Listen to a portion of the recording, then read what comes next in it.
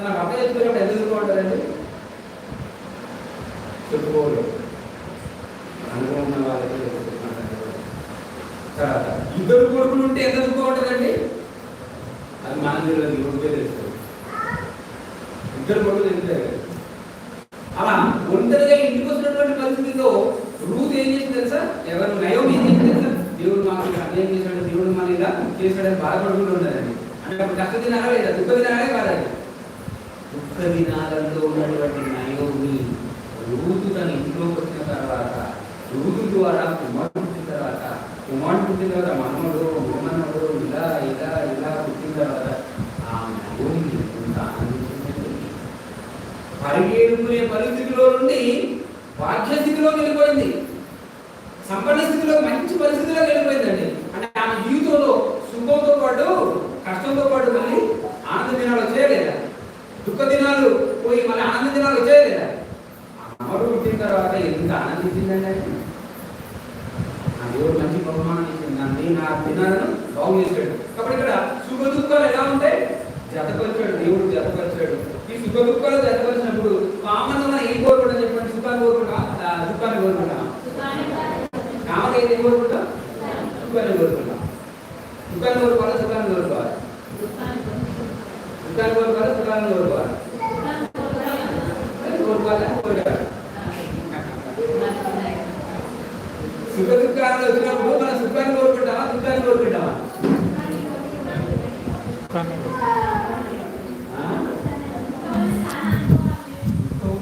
పాఠాలు నేర్చుకుందాం. Good experience. మంచి మంచి పాఠాలు నేర్చుకుని పాడేవారు. దేవుడు మంచి సాధనంగా వాడుకుంటా. అంటే అందరి దుఃఖాలు ఒకసారి ఏడవండి అంటే ఏడవండి ఇప్పుడు అవకాశం ఇస్తే మనకి దేవుడు దొరికాడు, మనకి దేవుడు ఉన్నాడు. ఇక్కడ సుఖ దుఃఖాలు దేవుడు సమానంగా జతపరిస్తే తెలివైన వారు జ్ఞానులు సుఖాన్ని పొందుతున్నారా, దుఃఖాన్ని కోరుకున్నారా చూద్దామంటారు. మోషే కదా, మోషే ఎవరండి? ఒక అనామకుడా? మోషే ఎవరు? ప్రవక్త. మోషే ఎవరు? ప్రవక్త. ఇంకా మోషే ఎవరు? నాయకుడు. మోషే ఎవరు? దేవుడికి నమ్మకమైన వాడు. మోషే నా ఇల్లందరిలో నమ్మకమైన వాడు. మోషే ఎవరు? సాత్వికుడు. సాత్వికుడు తండ్రిలో భూలోకము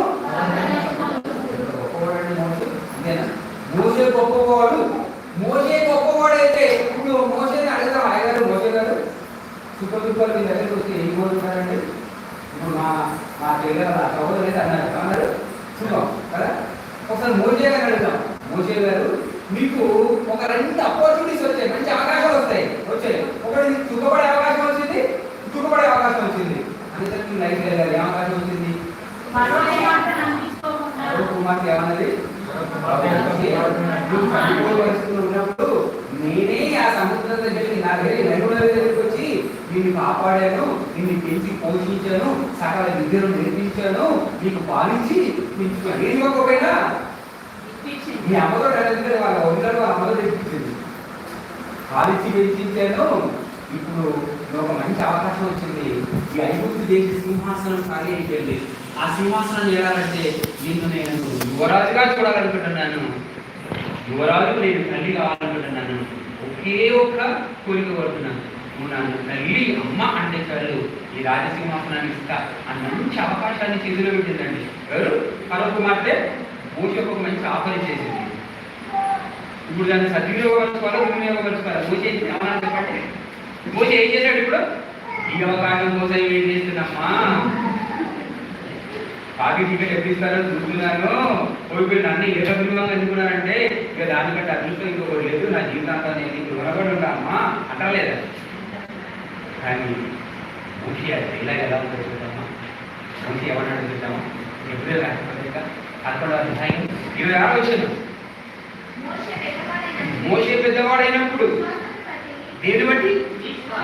విశ్వాసం ఉంటే నిర్ణయాలు మారుతాయి. విశ్వాసం ఉంటే నిర్ణయాలు మారుతాయి.